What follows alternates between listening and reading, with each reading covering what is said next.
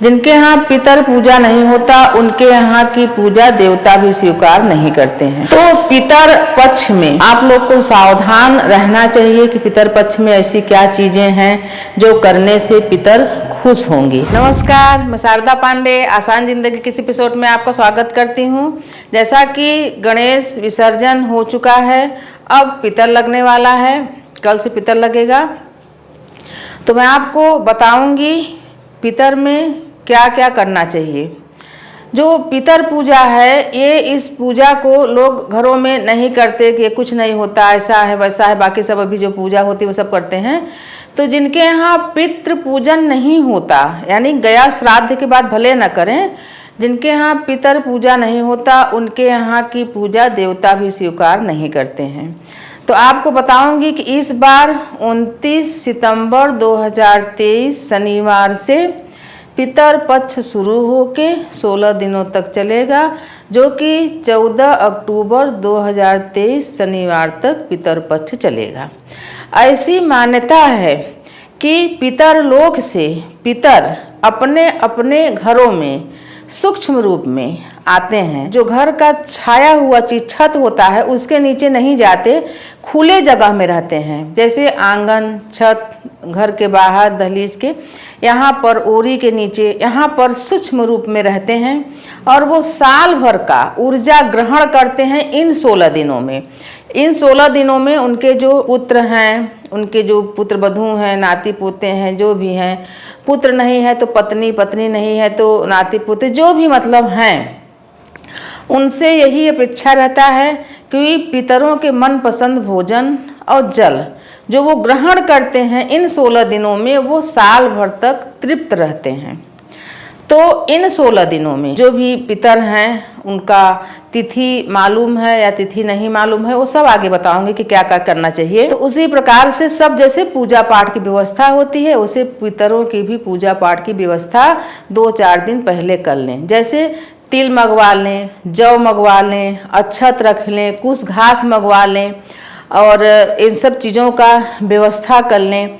और उसके बाद जौ का आटा मंगवा लें, जैसे पिंड वगैरह दान करना है। शहद मंगवा लें, जौ के आटे में शहद लगा के गौ माता को, पिंड को खिला दिया जाता है। इससे पितरों को बहुत तृप्ति मिलती है। अपना गोत्र जाने कि आपका गोत्र का है, पितरों का नाम क्या है, यानी जो पितर का चालू नाम है या लिखने पढ़ने वाला नाम जो है, चालू नाम का ज़्यादा वो रहता है। तो ये सब चीज़ें जाननी चाहिए। पुत्र, बड़ा पुत्र, छोटा पुत्र जो है पिंडदान वगैरह सब करते हैं, मझला भी कर सकते हैं, पिंडदान, पितर को पानी देना, सभी कुछ कर सकते हैं। तो ये जो पितर पक्ष होता है वो भादों महीने की शुक्ल पक्ष की पूर्णिमा, यानी पूर्णिमा से ही शुरू हो जाता है और अमावस्या तक चलता है। तो ये जो 15 दिनों में जो तिथियां होती हैं, पूर्णिमा से लेकर एकम, दूज, तीज, चतुर्थी, पंचमी, छठी, ये सब जितने 15 दिन के जो तिथियां होती हैं, तो इसी तिथि में जो भी पितर का स्वर्गवास हुआ रहता है, तो इस चीज़ों को ज्ञात रखना चाहिए, जैसे कि याद रखना चाहिए कि किस दिन मृत्यु हुई। ऐसे तो लोग भूल जाते हैं, डायरी में लिखना चाहिए। तो जैसे आप गया जाओगे तो उसी दिन जो मेन गया होता है बिहार का, वहाँ उसी दिन गया का जो श्राद्ध, पिंडदान, गया करना होता है, वो सब होता है। तो सब ये चीज़ें ध्यान रखनी चाहिए। वैसे अमावस्या पर जाने अनजाने का सभी का पिंडदान वगैरह सब कुछ हो जाता है। जो अविवाहित होते हैं, जो अविवाहित लोग हैं जिनकी मृत्यु हो गई है, उनका जो श्राद्ध है वो पंचमी तिथि पर होती है। यानी उनकी मृत्यु कब हुई है वो तिथि के अनुसार नहीं, उनकी मृत्यु जैसे कभी भी अविवाहित लोगों की जो मृत्यु हुई, उनकी जो श्राद्ध होता है, जो भी कुछ चीज़ें होती हैं, वो पंचमी तिथि पर होती है। और जिनकी दुर्घटना में मृत्यु हुई रहती है, शस्त्र घात से मृत्यु हुई रहती है, किसी भी दुर्घटना में जैसे मृत्यु हुई है, तो उनका जो तिथि है वो निश्चित किया गया है कि वो चतुर्दशी पर उनका विशेष श्राद्ध, पिंड दान, ब्राह्मण भोजन, दान पुण्य, वो चतुर्दशी पर होता है। उसी प्रकार से अविधवा स्त्रियां जो सुहागन की मृत्यु हुई रहती है, उनके लिए मातृ नवमी का विशेष दिन होता है। अब सुहागिन तो ऐसे भी होते हैं कि कभी विवाह हुआ, साल भर में दुर्भाग्यवश 2 साल में मृत्यु हो गई, या 80 साल की भी कोई सुहागन स्त्री मरी है, तो उनके लिए मातृ नवमी का विशेष तिथि रखा गया है।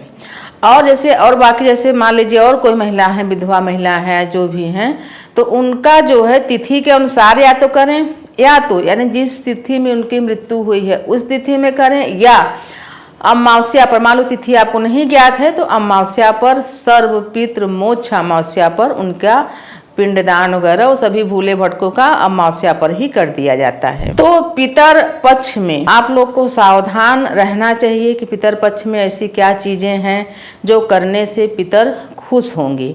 उसी प्रकार से जैसे कि आपके आंगन में, सभी हिंदुओं के आंगन में तुलसी मैया विराजमान रहती हैं। जिनके आंगन नहीं है वो बालकनी में रखते हैं, जिनके बालकनी नहीं है, बड़ा सा छत है, वो छत पर रखते हैं।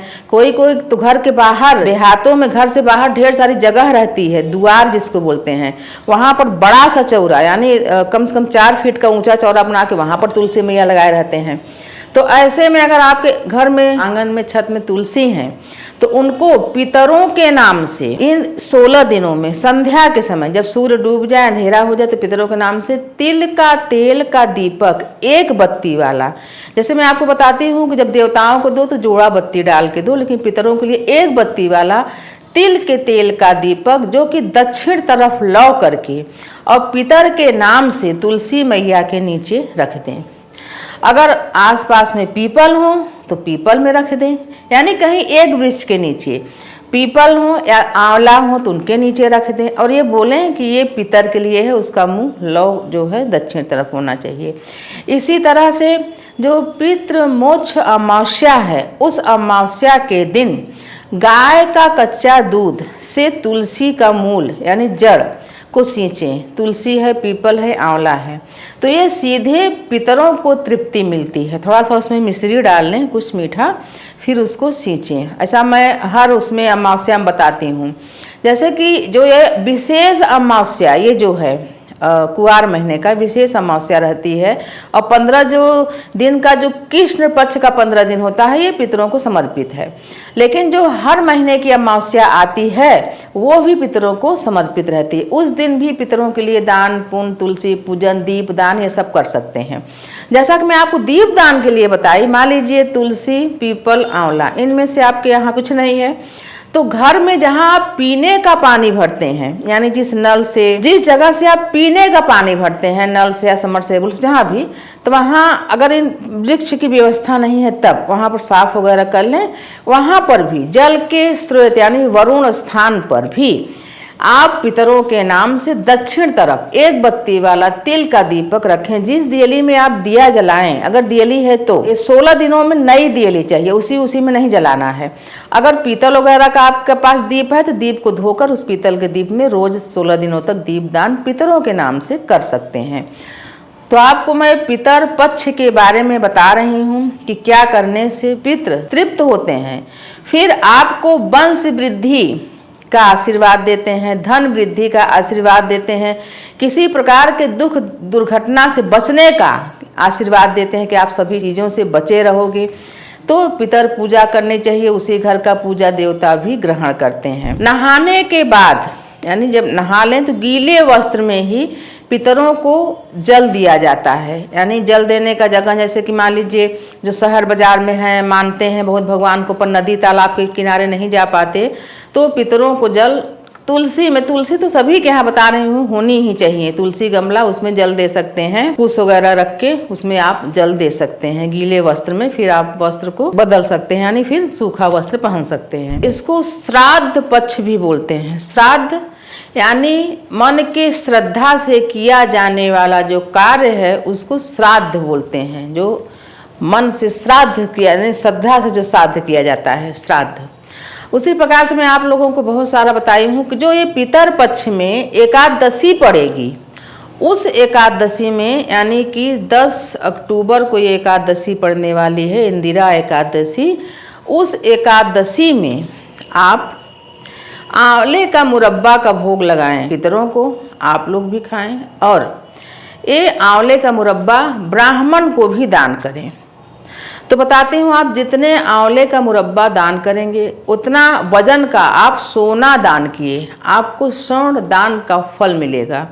तो एकादशी में आप आंवला का मुरब्बा खरीद लें, मार्केट में मिलता है, और खरीदने के बाद एक कटोरी में जो उसका सिरा होता है वो अलग कर दें, एक कटोरी में रख लें। पहले पितरों को भोग लगाएं। पितरों को भोग लगाने के बाद आप लोग अलग से भी खाएं और ब्राह्मण को भी दान करें। मान्यता है कि जैसे मान लीजिए आपके यहाँ कोई भी किसी भी पितर का इस साल जो स्वर्गवास हुआ है, तो उसमें ये मान्यता है कि उनको 12 महीने अपने गंतव्य तक, अपने जगह तक, यानी कर्मानुसार उनको पितर लोक, स्वर्ग लोक या जहाँ जिस भी लोक में ठहरना है वो 12 महीने तक चलते रहते हैं।